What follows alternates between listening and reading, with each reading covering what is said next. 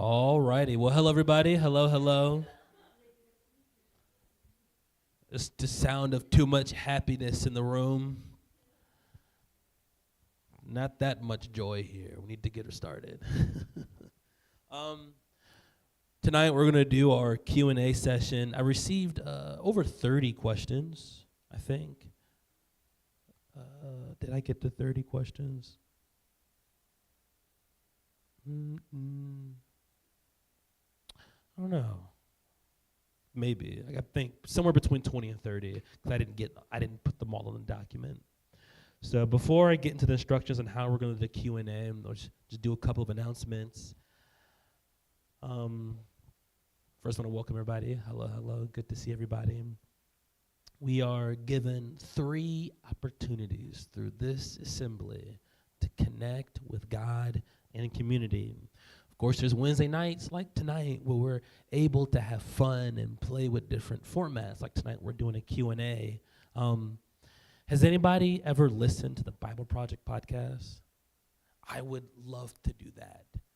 Sit down, have a conversation with somebody, have prepared notes that they know that we're going to go over ahead of time. That way they can add their commentary and just talk through an idea. I'd love to do something like that. So if there's people who want to be conversation partners, I got to see if we have a good flow back and forth, right? So I'd love to do something like that. But the Wednesday nights, the purpose is we want to explore the Word. We want to get in depth, and we want to understand our faith. Sundays are our opportunities for inspiration and spiritual power and dynamism. We have incredible worship. We have people receiving the Spirit and miracles and all those sorts of things. Sundays are our dynamic times. And Tuesdays are our times and our opportunity to connect and partake in relational discipleship. This is done through our small group ministry. That's going to be starting up actually this Tuesday. We're looking forward to that. We're going to be splitting them up by gender. We're going to have the ladies group meeting at Lavisha's house, and we're going to have the guys meeting at Christian's house. So that's going to be this upcoming Tuesday. So please invite family, friends, coworkers. Looking forward to that. It's going to be a wonderful time. As for tonight, for the Q&A, Journey has the mic. That way the people online listening can hear the questions. So there's that. And what we're going to do, even if you asked your question on Slack, that's fine. But you're going to have to repeat it. That way people online can know what I'm responding to. And so that's how we're going to do it. We're going to have the question asked from the congregation, and then I'm going to dive in. I'm going to try to not take forever answering the questions, and we can get through a decent number of them. So, all right. What we'll do is the first couple of questions, if you posted a question on Slack, you can raise your hand, and Jordan will give you the mic, and you can ask your question. The first couple will come from Slack, and then we'll just open to everybody. But I do want to start with I want to prioritize those who did ask the question on Slack. So we can raise your hand, and Journey will get that to you. We got like 30 of them, so y'all got questions. There we go. We'll start off with Kim. Another reason why I'm doing it this way too, that way of all the questions that you asked, if there's one you really want an answer to, this is your chance to make sure I address that one. Because I would just pick them in random order. All right, go ahead. One of the questions I asked was, are we responsible for our family's salvation?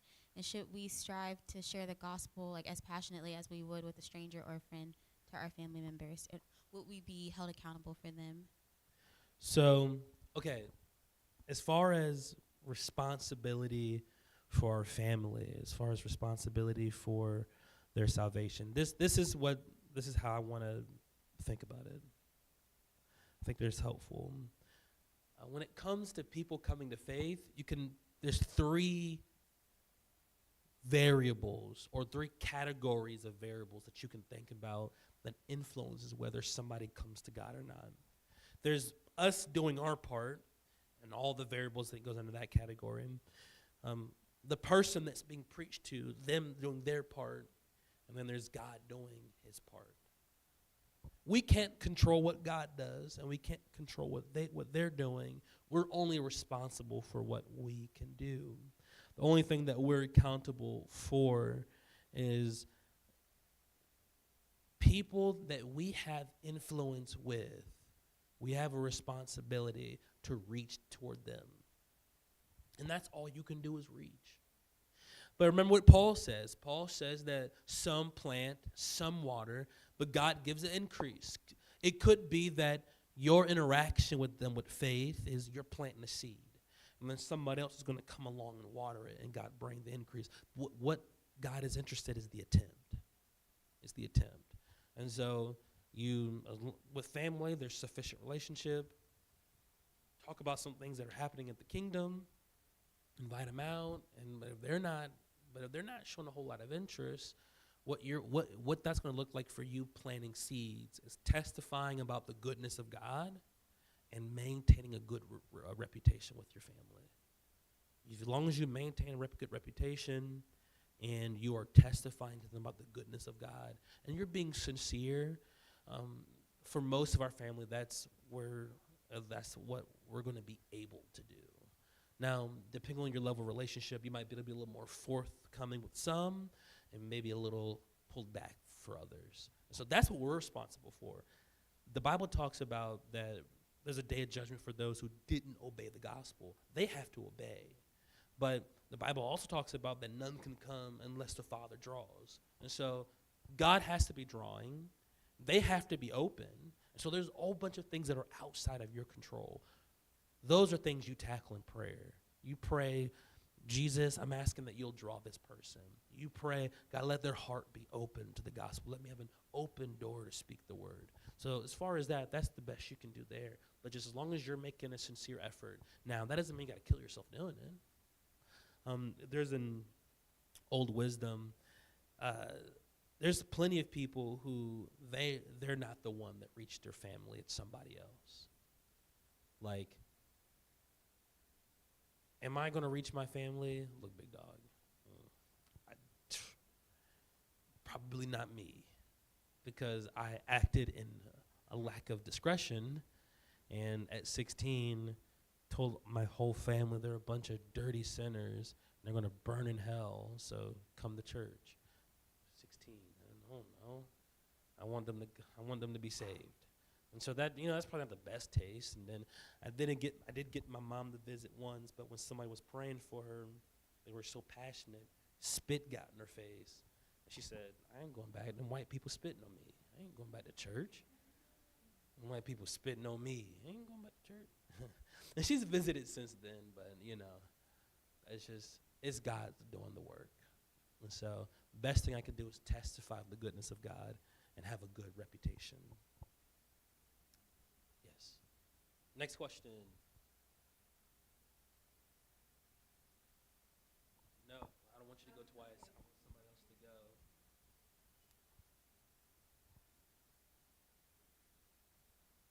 So this question is actually for you, Pastor. So you mentioned often about your experience as being an atheist prior to.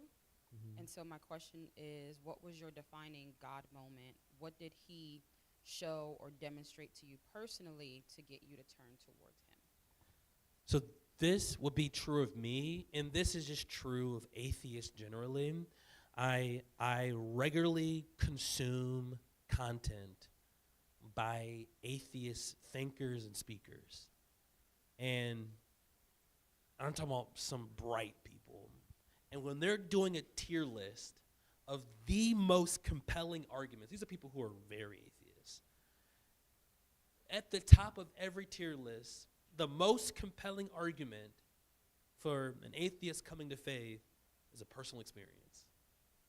They said, because even if I can't logic it, if I feel like I genuinely encountered God, I can't deny it. I can't deny it. And so that was the case for me. I was invited to church, and how God set this up was interesting, actually. God really went out of his way. The connection that I had to the Apostolic Church was in 4th grade. There was a girl from the Norfolk church named Jessica Cameron Her maiden name is Jessica. She's Jessica Holzberger is her maiden name. She went to public school for 1 year. Besides that, she was homeschooled, and she fought with her mom about it. Her mom prayed, and she felt the Lord tell her to send her to school, to public school, for 1 year. It just so happened that we were in the same class that 1 year, and that was a point of contact, and I knew her, and I visited NAC once as a 9-year-old, and I went back to my school and told everybody that Jessica's church was a cult and to never go there because I was a mean kid. And my problem with Jessica was she was so happy. I hated her because she was so happy. And so I wanted everybody to hate her and her church. I was not a pleasant child or teenager or young adult. And so years later, we're at a birthday party, and everybody's like drinking and stuff. We're like teenagers, and so like this is super illegal. And I did drink at the time, but for whatever reason, I was like, you know what, not tonight. I'm not feeling it. And Jessica must have took that as a sign that he must have morals. No, you just caught me on a good day.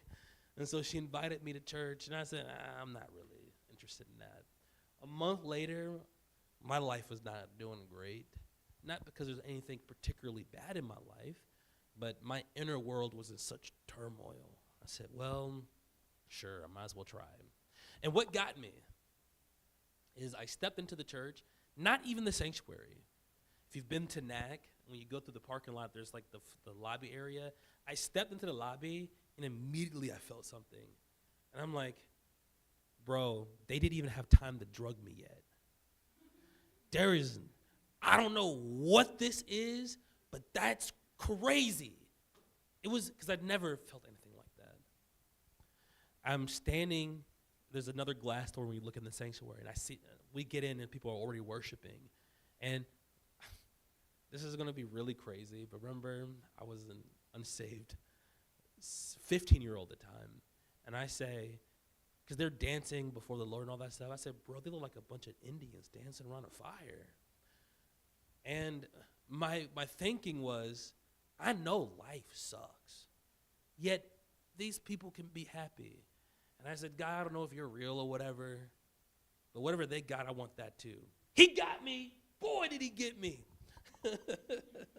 And so not too long after that, that was February, I didn't get the Holy Ghost until May. It took me a while to get the Holy Ghost because I couldn't get out of my own head. But just feeling the presence of God and knowing people didn't tamper with, I didn't drink any, I didn't have anything. So I had no church background.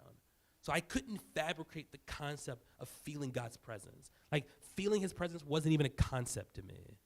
It just happened. And I'm like, dude, there is something here. And that's what it is. And so I would recommend for an atheist person, if they can just have an experience with God, that'll do a lot of work. Unrelated, but kind of related, a way that a lot of atheist people, not a lot, a handful have come to at least believe in God, DMT. They'll take DMT, they'll have these crazy experiences, and they're like, there is a God. So I don't know what it is about these. When they take a lot of these psychedelics, a lot of people who were once atheists, they have experiences with something they call a divine being, and they all just start believing in God. It's a study on it, actually. It wasn't a very big study. It was a good number of people who are like, okay, there's something there. Yeah, no. Yeah, it wasn't Christian God, but they were open to the idea. And so just to underscore the point of having an experience is the most effective thing you can do for somebody. So, yes. Hello. My question is, yes. Okay, my question is, how do we learn more about the spiritual world based off of the Bible? Just kind of going off of like what you were saying, like those people that do drugs, they see the spirit world, but like, how do we know, I guess, what they're experiencing is real? So, okay. If I could, the best way to answer this question is to recommend books. That's the best recommendation. The most illuminating set of books, and I'm going to go to the Slack, building, here we go. And I'm going to drop it here. I dropped a list of books. They're all by Michael Heiser. I strongly recommend. I think what's interesting is he's not Pentecostal. But if you change not the content, but the wording of what he says, it's no different than what you hear in any apostolic meeting, right? The way they describe things and, the way like different apostolics over the years have described their encounters with the spiritual world, it's not too dissimilar to what he's written in his books. His perspective is very scholarly. His perspective is he's read a lot of ancient Near Eastern literature. He's multilinguist, read lots of documents of other different things, and what neighboring people believed, and he's synthesized this information, and he's put some presentations there. I have found his work to be very illuminating. It's very helpful, and there are some ideas that he helped me solidify in my mind. So I think, because there's a lot of verses. He pulls lots of verses, and there's a lot of the original language. So I would strongly recommend those books. As far as understanding the spiritual world, to give the Reader's Digest of some of the stuff that he talks about, he understands Israel in context of the ancient Near East. And John Walton would be another one that's real helpful. John Walton talks a lot about cosmology. If you just Google John Walton book on cosmology, that'll be helpful too. John Walton, they're both experts in ancient Near Eastern studies and literature. And so basically they have a concept popularized by John Walton is called the cultural river.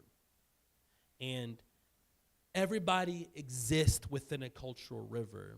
And there's certain assumptions that are made about how the world works, because that's just what everybody generally believed. Like if you were in the Middle East, not the Middle East, the Middle Ages. You're in the Middle Ages.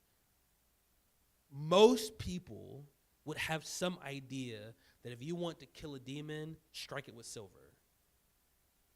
That was, regardless of your religious background, like demons and silver is just kind of a thing. That's just kind of a thing, because that's the cultural river of that time. And if you go to different points in time, people just have these certain shared beliefs. Like today, if you were to, whether you're in church or not, for the most people, if you were talking about the universe expanding, most Christians would be fine with that. There's some Christians that would have some opinions about that, but Christian or non-Christian, that wouldn't bother most people, that the universe is expanding, and the current model of the universe, the cosmology of the universe is the universe is this big sheet, and there's the sun, and it's propelling through space, and planets are spiraling around a sun that's moving through space, and galaxies are all churning in space and moving in a direction. And so that's generally what's accepted. Or,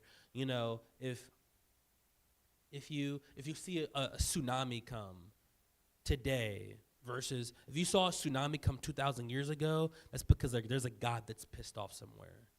If a tsunami happened today, the tectonic shift, the plates that are happening and all these forces, and there's some earthquakes happening far out at sea, and that moved to water. And so we make sense of our world in the time that we're in. And so there are certain assumptions about how the spirit world works, and the biblical authors take that for granted. And a lot of their beliefs were shared with a lot of the people around them. Now, there are some significant differences. If you want to Google a fun word, it's a monotheistic monolatry. That's the current position that I hold. I think that's what the biblical authors hold, some of them. I don't think Isaiah was. I think Isaiah was a very strict monotheist. But I don't think all the biblical authors were. And I don't know if that's what most people believed. And to define that word, what I mean by that is monotheistic monolatrist is someone, let's say Baal is a real spiritual being, but he's not a god. He's a real spiritual being. These spiritual beings are real, but they're not God, right? They're not at the same class as God. And so here's the class that God exists. He exists there by himself. But there's other spiritual beings that exist. And so as I understand the Bible, like if I'm reading the Bible, I see the god Molech. I believe Molech's real.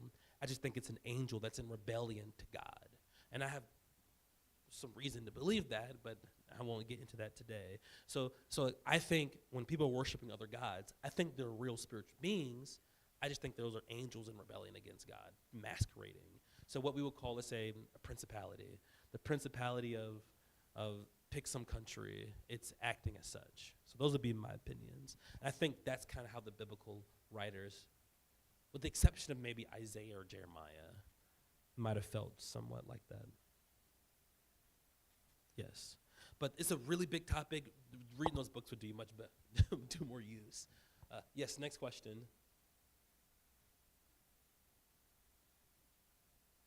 I'm going to take 2 more questions from people who posted. There's a Slack, then I'm going to just open it to whoever. So I'm going to hop on in.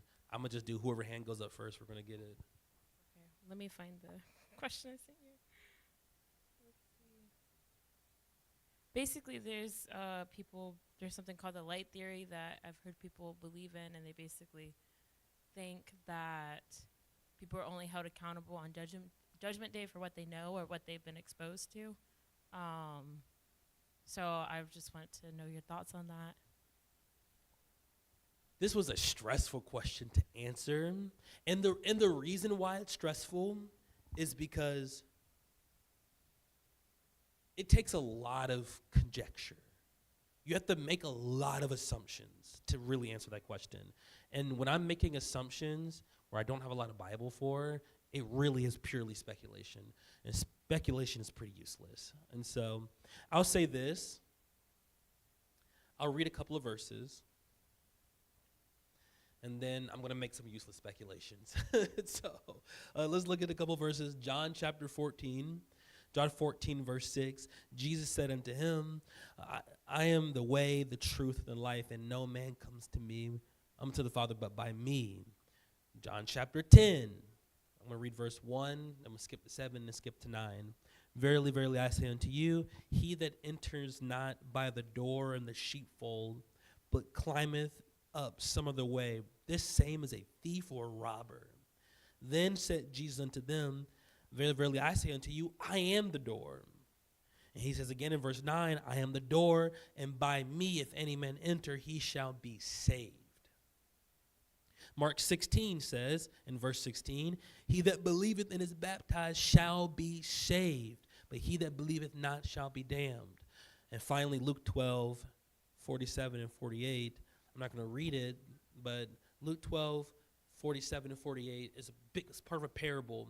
It's part about people who are faithful stewards or unfaithful stewards and all those different things. And some are being lazy and all those different things. And then it has this, well, I should probably just read it because it has this curious little ending I think it's worth looking at. Luke 12 says here, and the servant which knew his Lord's will and prepared himself not, so he knew God's will, and he didn't prepare himself, neither did according to his will, he will be beaten with many stripes. But he that knew not and did not commit things worthy of stripes, he shall be beaten, but with few stripes. Right?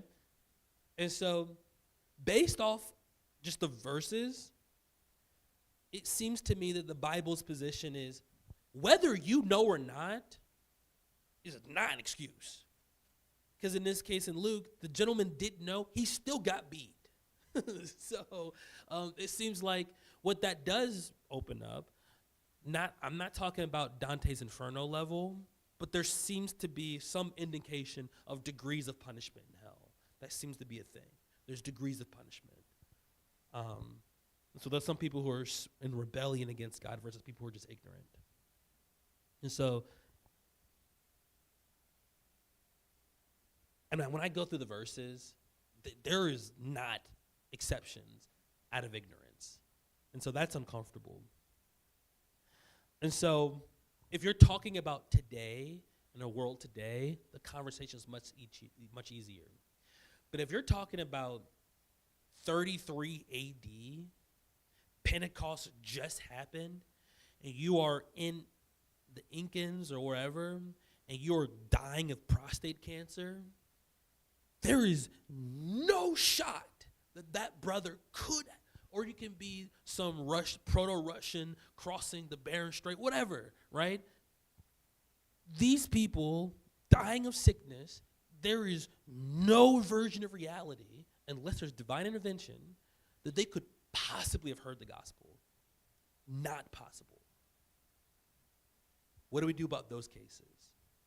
'Cause that's a real question thousands of years ago. Today, there's very few people that would even be remotely applicable to. Very few. Even remote villages got phones and internet. Not good internet, but they got internet. They're like looking at Amazon tribes. They got cell phones and really bad internet.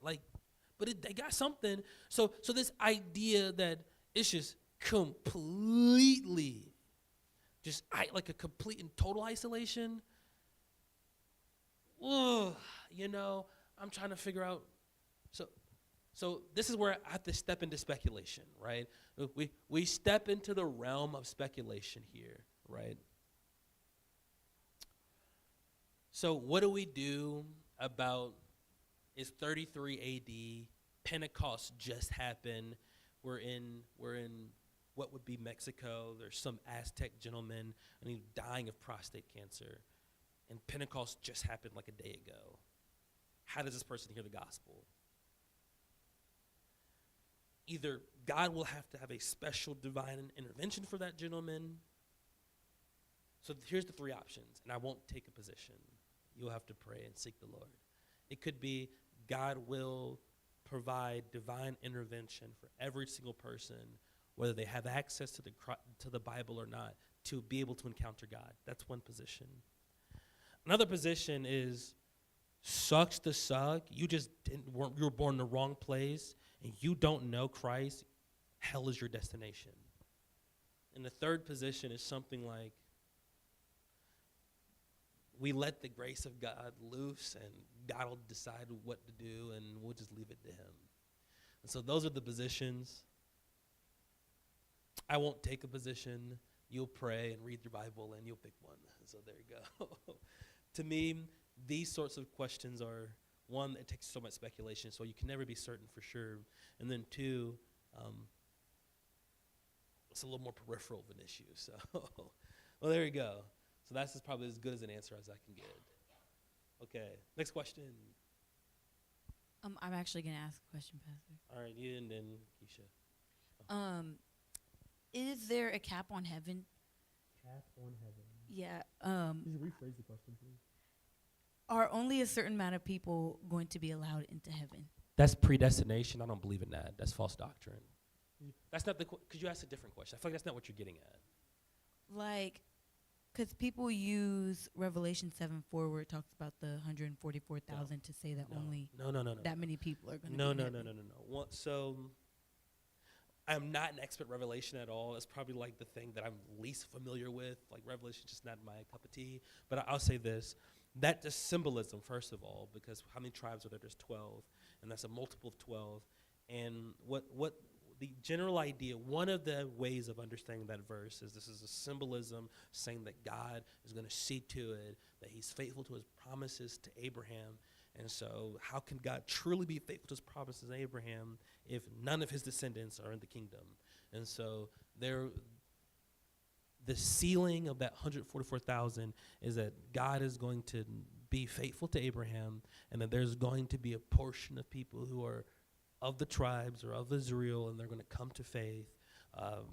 Now, where this gets messy is, do you believe this coming to faith is before the tribulation, after the tribulation, before rapture, post-rapture? What does that look like, the plan of salvation? That's not the point. The major takeaway is that God is faithful to his promises, and he's going to assure that a seed of Abraham is in glory. And so that's an interpretation. There's hundreds of ways to interpret every symbol of Revelation, and so that's not something that I want to get into the depths to, because some people would say, well, the 144,000 means this, or they mean this, and they mean this. And I'm like, brother, I don't care that much. Just God is faithful to Abraham. He's going to keep all his promises. And that's the biggest point of the book of Revelation is the revelation of Jesus Christ, knowing who he is and his nature and him being revealed to the world. That's the most important thing. Everything else is for us to study. The purpose of the book is that if you study these words, what you think, you'll be blessed. It's supposed to bring blessing from studying and camaraderie, and we're over the word of God in discussion. But no, we get into our camps and fight about it a lot. So, yeah. Well, we'll do Keisha, and then we'll do our friend here. Yes. Okay, so from one of the questions I asked was, from your perspective, at what point would you say that the disciples or apostles were baptized or rebaptized specifically in Jesus' name? It's not explicitly stated in the scripture. So I wanted to hear your perspective on that. So that's speculation. I'll just say this. The Bible doesn't give a when. I'm just sure they were. And the reason why I know they were is because Acts 19, those disciples were baptized in the John's baptism, and then they had to be rebaptized. And so a lot of the followers of Jesus were followers of John previously, so naturally they'd be rebaptized. And so I'm leaning toward post the outpouring of the Spirit, and just for theological reasons, because how I understand the text today is that the New Testament was initiated. Its beginning is the day of Pentecost. Jesus' death is the closing of a testament. I understand Pentecost is the sign of that new covenant. And so I would think that it's subsequent to that, but it could be before or after. I think this is one of those things where we'll get to heaven, we'll ask Jesus, we'll ask him, Lord, was it 10 days before or 10 days after? Let me know.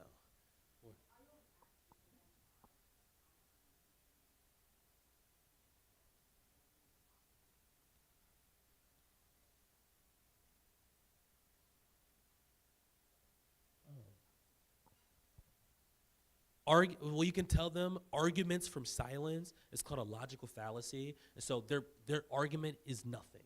They haven't made any point. An argument from silence is an invalid argument. And so, like, just with the rules of argumentations and reason, like, that they've made no point. Like, they would have to assert that there was something that said, something in the realm of the apostles didn't need to be baptized or something like that. But the positive argument that you could make that isn't from silence is, well, I have evidence here that people who were previously baptized were rebaptized. And so there's more in favor for them being rebaptized than not at all. As opposed to an argument from, well, the text didn't say. Well, the text didn't say that Jesus pooped, and he probably did. And so, like, there's lots of things the Bible doesn't say. They're just probably the case. So arguments from silence are wrong. They're logical fallacies. You can't do it. Yes. Yeah, we're going to get the mic. That's okay. I was just going to say, that scripture, Revelation 7:9, it says that there was a number that no man can number. Your point, that there was a number that no man can number, not just the 144. Right. And so there's all sorts of people come into the kingdom. Absolutely. Thank you. Next question. So for our friends that are here visiting with us tonight, it's Q&A session today, and so there we go. That's why. I normally do have a lesson prepared, so we're just doing a Q&A, and a lot of people submitted questions, but we're also opening the floor for just questions in general. Yes? So the mic is so people online can hear the question, because they can't hear it otherwise. Yeah, it's open. Yes, okay. Yeah. All right, so my question is, so the prosperity gospel. So what is your biblical stance on that? And that's just pretty much, if you believe in the prosperity gospel, God will like promise you like wealth, success, and happiness. Yeah, no, that's just not true. I don't believe in the prosperity gospel. I don't think it can be substantiated. First and foremost, the vast majority of the early followers of Jesus were all poor. And there's no evidence in the text that they stopped being poor. So what the prosperity gospel only works in nations that have class mobility. So you have to be in a nation that has an economic system where you're able to have that. Let's say you're in a caste system. Let's say you were in India in 1930. You were locked into a caste system, and you received the gospel. Unless God just breaks you out the caste system and says, now I'm going to bestow unto you special wealth. If you were born a slave, you're going to die a slave. It's just, that's how the caste system works. And so the prosperity gospel only works in an economic system where that's capable. When you think about the economics place of ancient Rome, there was their aristocracy, people who had political power, warriors, some middle class, but the vast majority of people were illiterate and poor. Either you were working poor or destitute poor. That was most people, and that for most people that didn't change. So as far as finances goes, my big verse is like Matthew 6, right? And what Jesus does promise, he doesn't promise prosperity, but he does promise that your needs will be taken care of. He promises that, he says, look, Gentiles, unbelievers, they worry about these things and X, Y, and Z, and where my food is going to come, my clothing, my shelter. They worry about these things. But if you really understand, God is a God of abundance. He has provision for his people, and he will see to it that you're taken care of. And so he said, you should be concerned about the greater matters, the kingdom of God and his righteousness, and all these things will be added. And so I don't think the prosperity gospel is a thing. I do believe in hard work and discipline, though. So if you work hard, not Bible, but statistic. There was a study that was done. Don't have kids until you're married. Get married and work a full-time job, and you won't be poor in America. Statistically. That's all you got to do. Full-time job, so work 40 hours a week, get married, and have kids after you get married. You won't be poor. Just statistically. So there you go. It's difficult to become a trillionaire, but it's not difficult in America to amass $1 million worth of wealth. It's not impossible. It's still well within ability. So, okay. Can I have a follow-up to his question? Yes. The scripture in 3 John 2, where it says, beloved, I wish above all things that you prosper and be in health, even as your soul prospers. So how would you connect that to his question? Yes. Okay. So I love that. Okay. So I guess it's like when people hear the word bless, like does bless always equate to monetary gain? And not necessarily. And I would say, even with this one, like, beloved, I wish above all things that you may prosper and be in health, even as thy soul prospereth. It seems to me that this is one, he's rapping. There's a series of letters have been sent. This is an introduction. And so to me, with how letter writing works in ancient culture, one, it just seems like this is an opening first and foremost. And so I wouldn't even go to this to create some big theological position. This is, hey, I'm opening my letter. Like Paul will say, I want you to be blessed in this way, blessed in all heavenly blessings and stuff like that. But just in the same way, blessed doesn't necessitate in its semantic range to be finances. I think prospering means the same thing. You can prosper spiritually. You can prosper in relationships and relating to the body of Christ. And I think any apostle would prefer you not to be destitute and poor.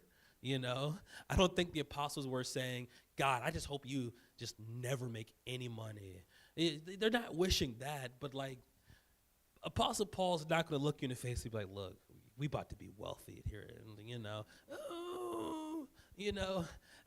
they were trying to scrape meals together.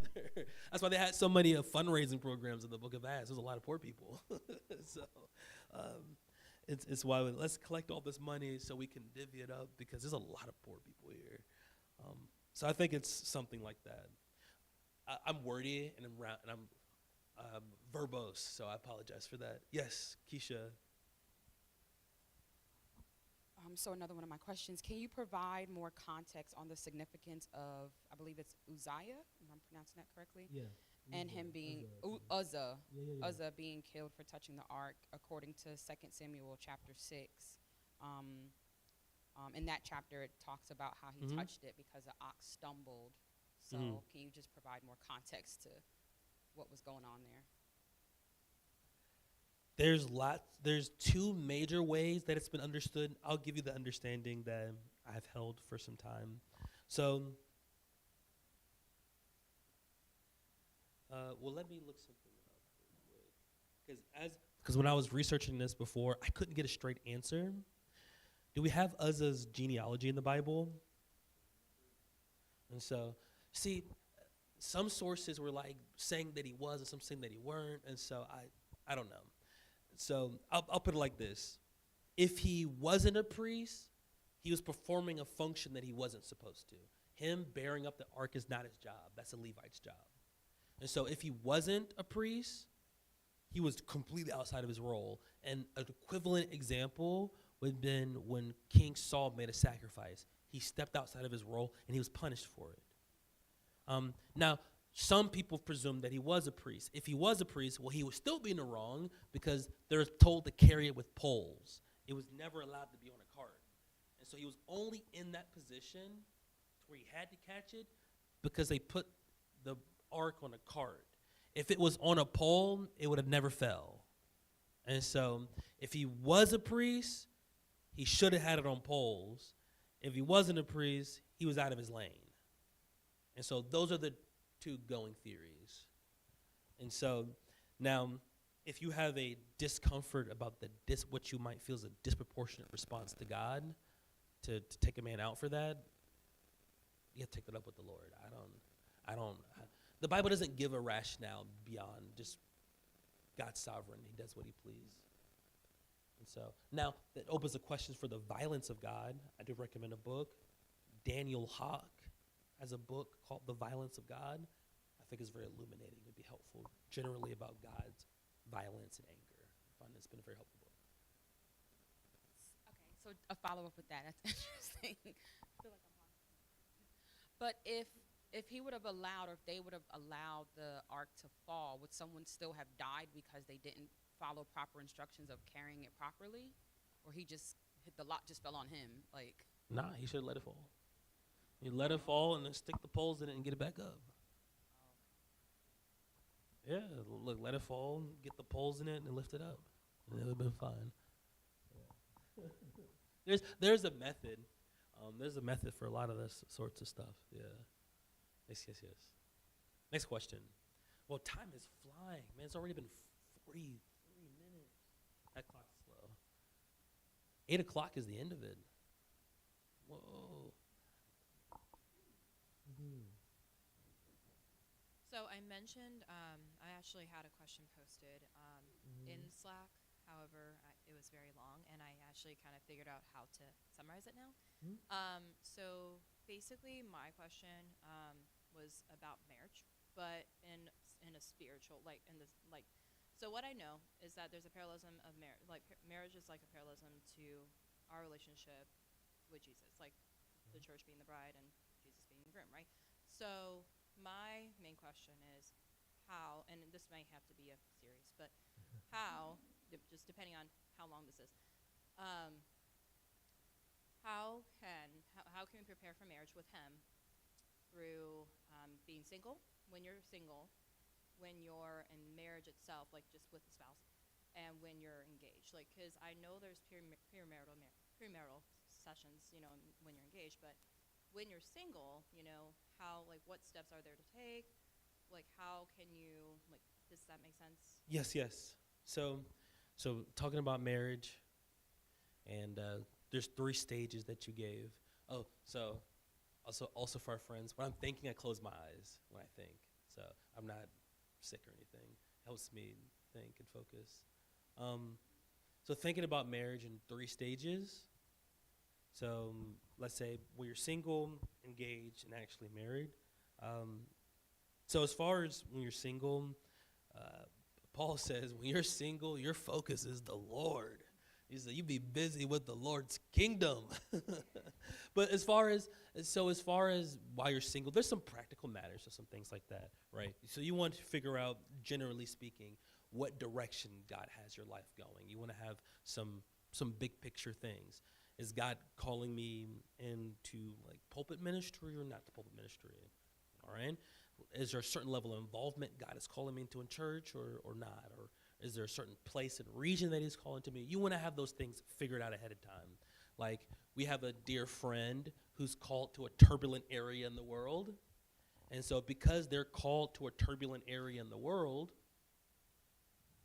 if you're getting married, you got to be willing to marry somebody who's going to go with you to a turbulent area in the world. Like if you're single and you feel called to Oman, well, you probably should marry somebody who also wants to go to Oman. So some of those things, like you got to have a general life direction of what you feel like God has for you to do. As far as like yourself, you want to make sure you have basic life skills. You got to have basic life skills, how to manage your finances, how to manage your money, and like budgeting. You got to have budgeting, and just so how to generally manage your life. A lot of marriage is the capacity to live life effectively, and so if you're a slob with your money and you don't know how to set your bills on auto pay, and you can't budget your money to have enough money when auto pay comes out, like you're gonna fight with your partner because I thought these bills were gonna be paid, woman, and then you're getting into it.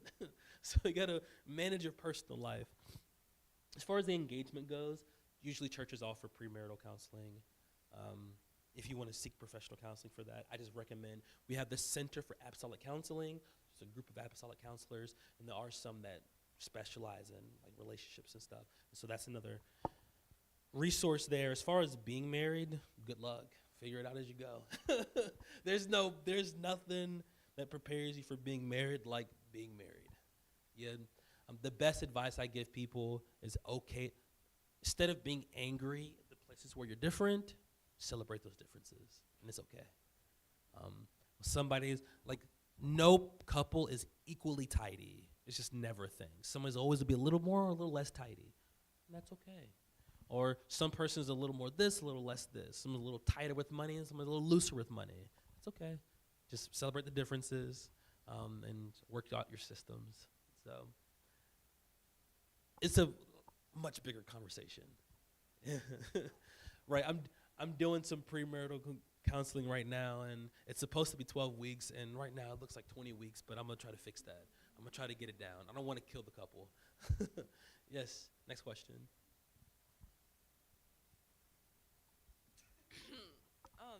Wait, to follow up with Bianca's question, like, when are you married, like, spiritually? When are you spiritually married? Yeah. Look, I'm going to just side with my bishop. My bishop got a good answer. I love it. When the preacher says, I now pronounce you husband and wife, boom, married. Biblically, when you consummate. Oh, okay. When you consummate. So I guess. So pick one.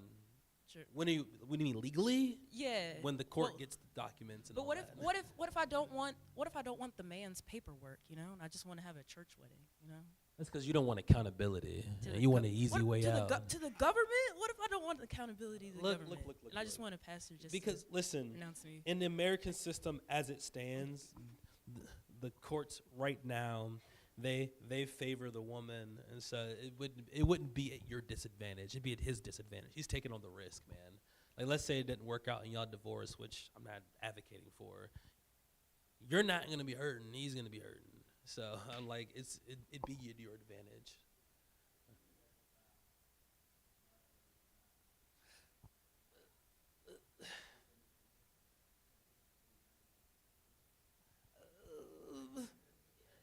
So it seems to me like if I'm being like real technical about it, it seems to me consummation is like when that's when it's because there's like, as long as the wedding night hasn't happened, there's like annulment procedures and stuff like that. But like once that thing's consummated, like y'all, that's two fleshes become one, and so.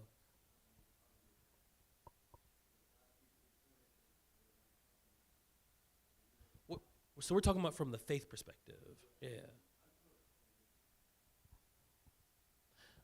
So I mean, like, that's why, like, let's say like My bishop would say when the preacher is standing and makes that declaration, that there's that public confession. We've come together. We're making this before God, right? And so, but that ceremony this is a modern ceremony, and it wasn't practiced that way in the Bible. You just like you delivered the dowry, and then you did the deed, and boom. And so you could say at the delivery of the dowry, that's when it's official. I mean, I think some of it's just cultural, social, where you are. In our communal setting, for the vast majority of people, we're not going to the justice of the peace. So I just tell people when you go forth and you say, all right, you're married, go be married people. Before the Lord, you're married, and then the government will catch up. And so go do what married people do. Just wait for the confession before the community and before the Lord. And so, yes. Okay, so hello. Okay, so this might be like a little bit of a kind of silly question, maybe not, I don't know. So I was talking with someone about this, I don't know, sometime last week, and it just not had me confused, but okay, so the second coming of Christ and then the rapture, obviously I think those are two different things, right? Question mark? If you're pre-trib, it is. If you're post-trib, you go up and he comes right back. Huh? It's okay. Depends on your view of the end time. Okay, yeah, because then there's that verse that says, like, to watch out for those people that claim to be Christ or claim to be that they are God, don't listen to them. So it's like, okay, well, if the rapture happens first, I pray to God that I won't be taken. I won't be here for people that claim to, or I guess for the second coming of Christ, no? And so a lot of this depends. So there's this 7-year period called the tribulation period. If you're pre-trib, you're saying before that 7-year period starts, I'm zapped out. I'm gone. And so there's going to, and depending on how you read the Bible, you could say the abomination of desolation takes place at so many weeks at the 3.5-year mark. So all this is happening while we're gone, and then we come back with the Lord. That's some people's positions. Some people can be mid-trib, post-trib, all these different things. But I think what's more important, what's more central to your question is, do I have to worry about that? Yes, because in Korea in 1970, there's a guy that came back and said he's Jesus. And now we have a whole church called the Mother God Church. People have been claiming to be Jesus from then till now.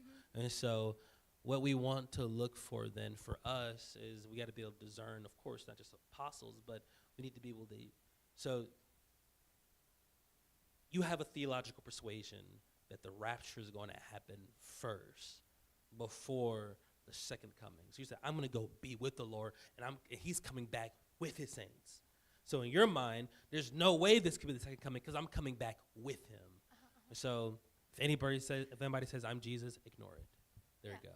So working with your worldview, your pre-trib, you're going to rapture up, you're going to be with him, you're going to come back with him.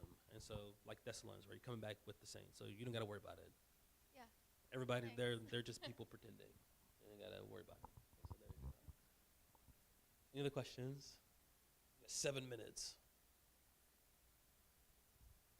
Great. That's my second question that was in the Slack about genetic deformities. Was that God's intention when he created man and it was good? Wow, and I've heard you mention this before. So this is a really big topic. Okay. My opinion is not the majority opinion. And so I want to start with that preface. And I want to talk about this at some point in greater detail. I'm still working out the ideas. There's some things that I see in the Bible that if you come to the Bible with a very simple black and white good and evil, if you just do that, and you make this strong dichotomy, some things don't make sense to me, right? Like Isaiah 45 verse 7 says, this is God speaking, I form light, I create darkness, I make peace. And it says, and create evil. The word create there is bara. God is the only subject of that version of create. Asa is another word for make, and bana is build, or what those do. But bara is only God. Only God can do that. And so it says that he creates evil and I do all these things, right? And I, the Lord, so that's Yahweh, I, Yahweh, do all these things. Like, what does it mean in a meaningful way for God to create evil, right? We don't believe he's the author of evil, but it says here that he creates evil. So I see verses like that. I see God bringing plagues. God is described as using famine to exercise his will. And so if you are a modern person and a famine happens, something bad happened because people are suffering. And so this is leading me to think our definition of good might not be the same definition of good that God has. Now that doesn't give you liberty to go be wild and do whatever you want. I'm just still working through this myself. So albeit I'm still working through this. I'm not sure how we use the word good in 2025 is what the biblical authors meant by good. Like, good as we define it is what causes human flourishing and minimizes suffering and different those sorts of things. Generally speaking, if you're in a debate setting and you're talking about good, that's what good means generally. If you go back 3,000 years, good wasn't connected to your happiness. Good was connected to order. So order, and by order, there's a definition. Order meaning something was designed for this purpose, and the capacity or how close you are to achieving that purpose. The closer you are and the better you are at doing the thing for which you were designed to do, that thing is good. The closer that thing is to fulfilling its purpose, that's good. Now, is that the definition of good that the biblical authors used? I'm still studying. Their peers certainly use that definition of good. And so that's why you could go make war in a city, completely destroy everyone in that city, and it'd be good because there's a purpose beyond it. So this is getting me closer to the purpose. So in that sense, that is good. Is it good that those kids died? But there's the purpose on the other side. And so I don't think how we use the word good in 2025, I don't know if that's what the biblical authors would have meant. And so I say all that to say, because we might have issues with certain physical deformities or certain, maybe, let's say somebody's not neurotypical, they have an atypical, they're neurodivergent. Maybe we might have some issues with those things. Maybe we might not consider them to be good, or we have judgments about them. But if God has a purpose and a plan, and this person, they say they're neurodivergent, but they're satisfying that purpose, then that thing is good. So I want to, one more thing. I want to say, I think the duality of good and bad is there in the Bible to a degree, but chaos and order is another dimension that needs to be brought into consideration. And when I think through this some more, I'll have a more thought out answer. Yes. Yes.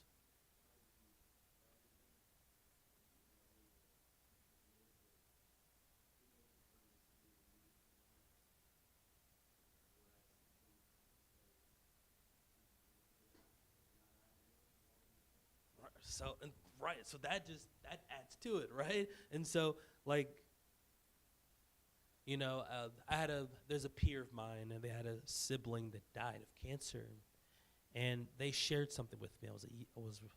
I'm young now, but I was much younger then, and they said this to me. He said, "You know what, Devin?" He said, "The first time I see disease in the Bible, God caused it." And this is a person who's dealing with the grieving of having lost a sibling. And I was like, man, that is something to consider. And so I think when we're reading the Bible, we have to be very careful about checking at the door how we view the world and try to inhabit the world that the biblical authors are in that time period. And then once we're there, we understood it the way they did, then we can pull out meaning and application for us. But we have to make that journey first. And with that, we're right at 8, and these kids have done wonderful. See, these tiers are perfect. They said it's 8 p.m. and they got it. I didn't even answer half of the questions, I don't think. But I tried to be as speedy as I can. Maybe we can do a part 2 at some time in the future. There's a ton of questions. What I want to do for some of these questions, I have a bunch of book recommendations I'll drop in the Slack that I think are helpful. John Walton wrote a book about the Canaanite conquest. The Canaan conquest, I think, was really helpful. So what I'll do is I'll drop a bunch of book recommendations. Say, hey, maybe give some of these a read. I think they will be illuminating. So there we go. First Q&A. There we go. I think that was fun. You are all the people who clap when the plane lands. And I laugh at those people. I make fun of them. Either which way. Thank you so much for joining us tonight. The time is 8:01, but it says 8 there. At 8:05, we'll start prayer. So restroom, water, get your prayer position, stuff like that. Oh, yeah, for the online. Thank you for joining us online. God bless you. You're